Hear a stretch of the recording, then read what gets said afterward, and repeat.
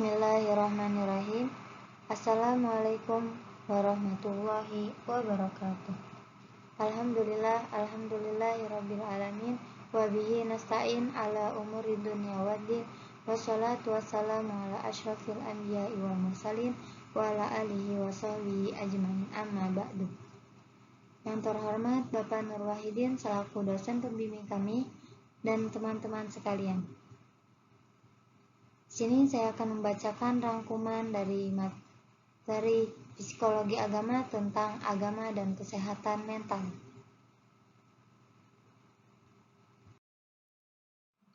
Pendahuluan. Agama dapat memberi dampak yang cukup berarti dalam kehidupan manusia, termasuk terhadap kesehatan.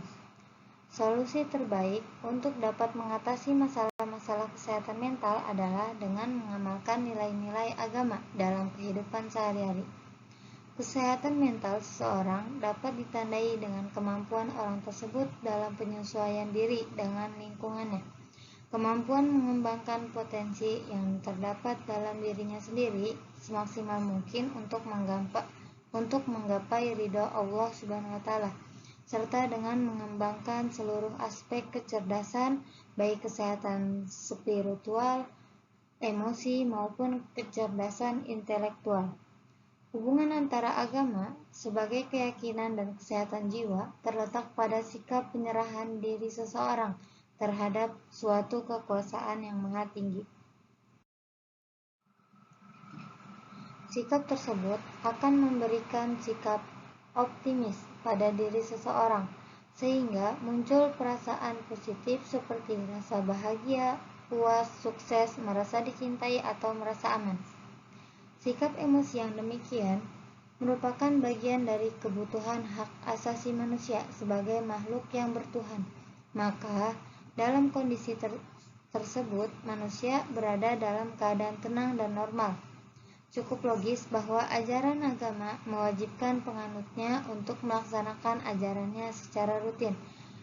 Bentuk dan pelaksanaan ibadah agama paling tidak akan dapat berpengaruh dalam menanamkan keluhuran budi yang pada puncaknya akan menimbulkan rasa sukses sebagai pengabdi Tuhan yang setia. Pengertian agama adalah cara bertingkah laku sebagai sistem kepercayaan atau sebagai emosi yang bercorak khusus, atau hubungan praktis yang dirasakan dengan apa yang dia percayai sebagai makhluk atau sebagai wujud yang lebih tinggi dari manusia. Dan pengertian kesehatan mental adalah terhindarnya seseorang dari keluhan dan gangguan mental, baik berupa neurosis maupun psikosis, atau penyesuaian diri terhadap lingkungan sosial. Kesehatan mental adalah terhindarnya seseorang dari gangguan penyakit jiwa. Mental yang sehat tidak akan mudah terganggu oleh stresor atau penyebab terjadinya stres. Orang yang memiliki mental sehat berarti mampu menahan diri dari tekanan-tekanan yang datang dari dirinya sendiri dan lingkungannya. Nah, ciri-ciri orang yang memiliki kesehatan mental adalah memiliki kemampuan diri untuk bertahan dari tekanan-tekanan yang datang dari lingkungannya. Keberadaan seseorang terhadap stresor berbeda-beda karena faktor genetik, proses belajar dan budaya yang ada di lingkungannya, juga intensitas stresor yang diterima oleh seseorang dengan orang lain juga berbeda. Agama dapat memberi dampak yang cukup berarti dalam kehidupan manusia, termasuk terhadap kesehatan. Orang yang sehat mental akan senantiasa merasa aman dan bahagia dalam kondisi apapun. Ia juga akan melakukan introspeksi atas segala hal yang dilakukannya, sehingga ia akan mampu mengontrol dan mengendalikan dirinya sendiri. Hidup adalah proses penyesuaian diri terhadap seluruh aspek kehidupan. Orang yang tidak mampu beradaptasi dengan lingkungannya akan gagal dalam menjalani kehidupannya. Manusia diciptakan untuk hidup bersama, bermasyarakat, saling membutuhkan satu sama lain, dan selalu berinteraksi. Psikoanalisis dan agama. Psikologi agama merupakan salah satu bukti adanya perhatian khusus para ahli psikologi terhadap peran agama dalam kehidupan dan kejiwaan manusia. Agama sudah dinilai sebagai bagian dari kehidupan pribadi manusia yang erat kaitannya dengan gejala-gejala psikologis. Dalam beberapa bukunya, Sigmund Freud yang dikenal sebagai pengembang psikoanalisis mencoba mengungkapkan hal itu.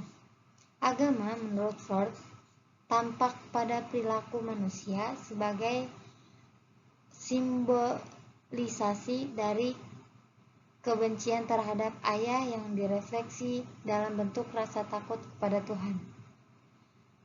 Secara psikologis, agama adalah ilusi manusia. Manusia lari kepada agama karena rasa ketidakberdayaan menghadapi bencana. Dengan demikian, segala bentuk perilaku keagamaan merupakan perilaku manusia yang timbul dari dorongan agar dirinya terhindar bahaya dan dapat memberikan rasa aman. Untuk keperluan itu, manusia menciptakan Tuhan dalam pemikirannya.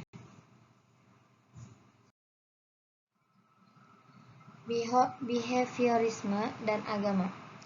Skinner adalah salah seorang tokoh behaviorisme, melihat agama sebagai isme sosial yang lahir dari dua faktor penguat. Menurutnya, kegiatan keagamaan menjadi faktor penguat sebagai perilaku yang meredakan ketegangan. Lembaga-lembaga sosial termasuk lembaga keagamaan bertugas menjaga dan mempertahankan perilaku atau kebiasaan masyarakat. Manusia menanggapi tuntutan yang terkandung dalam lembaga itu dan ikut melestarikan lewat cara mengikuti aturan-aturan yang telah baku. Perilaku keagamaan menurut pandangan behaviorisme erat kaitannya dengan prinsip reinforcement atau reward and punishment. Manusia berperilaku agama karena didorong oleh rangsangan hukuman dan hadiah atau pahala. Manusia hanyalah sebuah robot yang bergerak secara mekanis menurut pemberian hukuman dan hadiah. Humanisme dan agama. Dalam psikologi humanistika dikenal logoterapi atau logo berarti bermakna dan juga rohani. Logoterapi dilandasi falsafah hidup dan wawasan mengenai manusia yang mengakui adanya dimensi sosial pada kehidupan manusia. Kemudian, logoterapi menitik beratkan pada pemahaman bahwa dambaan utama manusia yang asasi atau motif dasar manusia adalah hasrat untuk hidup bermakna.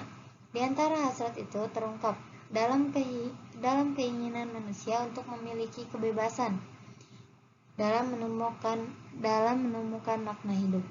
Kebebasan seperti itu dilakukannya antara lain melalui karya-karya yang diciptakannya, hal-hal yang dialami dan dihayati, termasuk agama dan cinta kasih, atau dalam sikap atas keadaan dan penderitaan yang tak mungkin dielakkan. Adapun makna hidup adalah hal-hal yang memberikan nilai khusus bagi seseorang, yang bila dipenuhi akan menjadikan hidupnya berharga dan akhirnya akan menimbulkan penghayatan bahagia. Dalam logoterapi dikenal dua peringkat makna hidup, yaitu makna hidup pribadi dan makna hidup paripurna.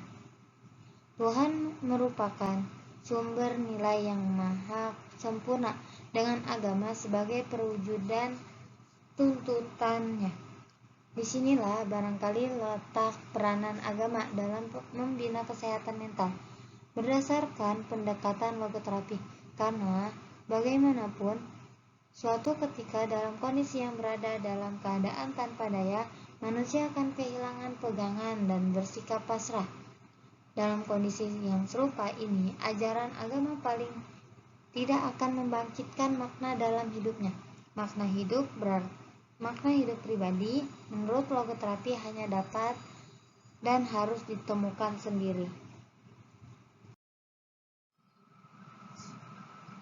Ciri-ciri orang yang memiliki kesehatan mental. 1. Memiliki sikap batin atau attitude yang positif terhadap dirinya sendiri. 2. Aktualisasi diri. 3. Mampu mengadakan integrasi dengan fungsi-fungsi psikis yang ada. 4. Mampu berotonom terhadap diri sendiri atau mandiri. 5. Memiliki persepsi yang objektif terhadap realitas yang ada. 6. Mampu menyelaraskan kondisi lingkungan dengan diri sendiri.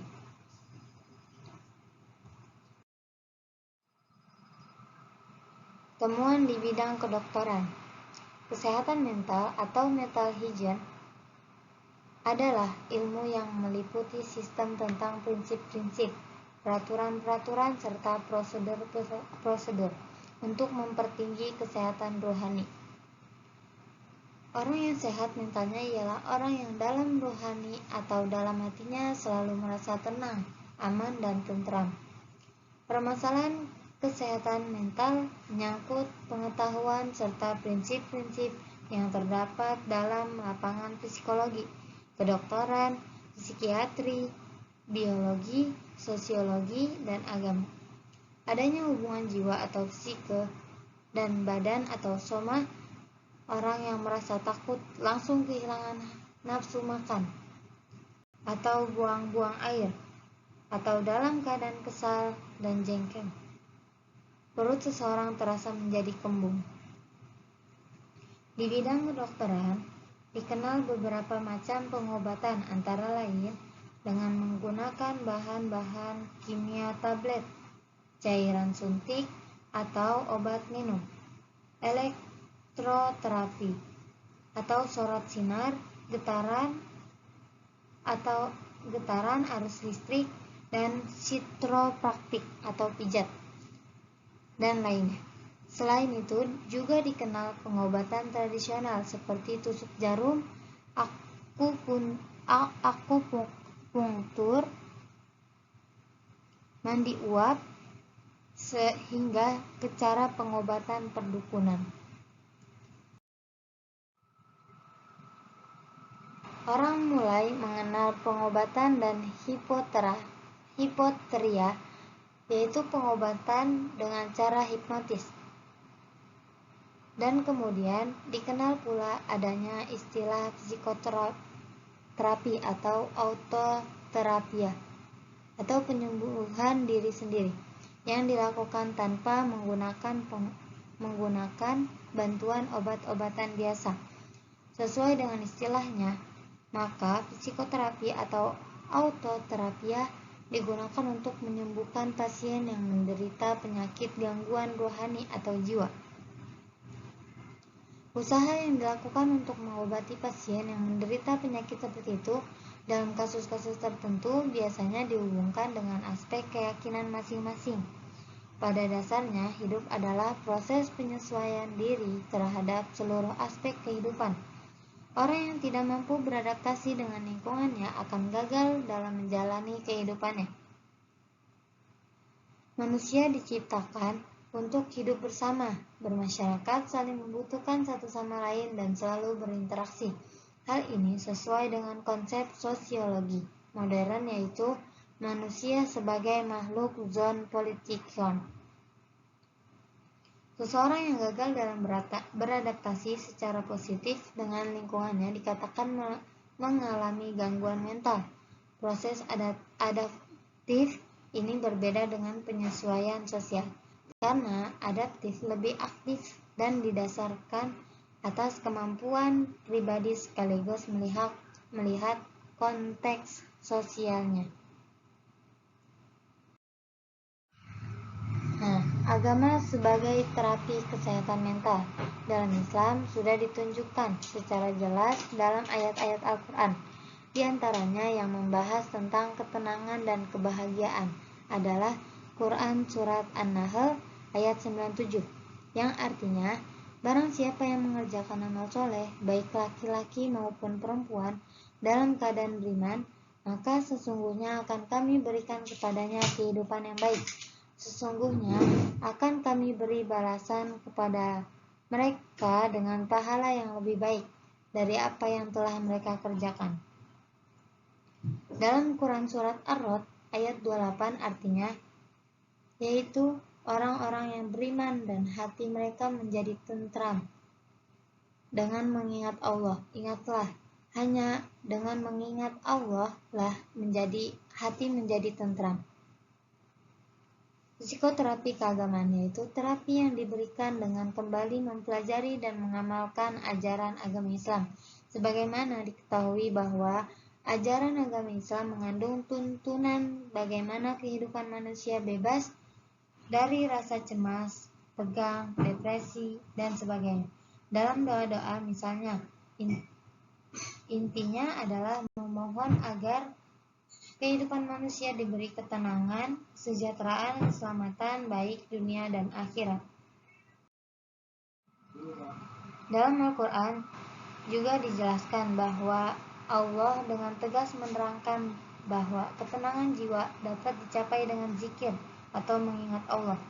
Rasa takwa dan perbuatan baik adalah metode pencegahan dari rasa takut dan sedih. Jalan bagaimana seseorang mengatasi kesukaran ialah dengan kesabaran dan sholat. Dan Allah mensifati dirinya bahwa dialah Tuhan yang maha mengetahui dan bijaksana dan yang dapat memberikan ketenangan jiwa ke dalam hati orang yang beriman. Semakin dekat seseorang kepada Tuhan dan semakin banyak ibadahnya, maka akan semakin tentramlah jiwanya, serta semakin mampu ia menghadapi kekecewaan dan kesukaran-kesukaran dalam hidup. Dan demikian pula sebaliknya.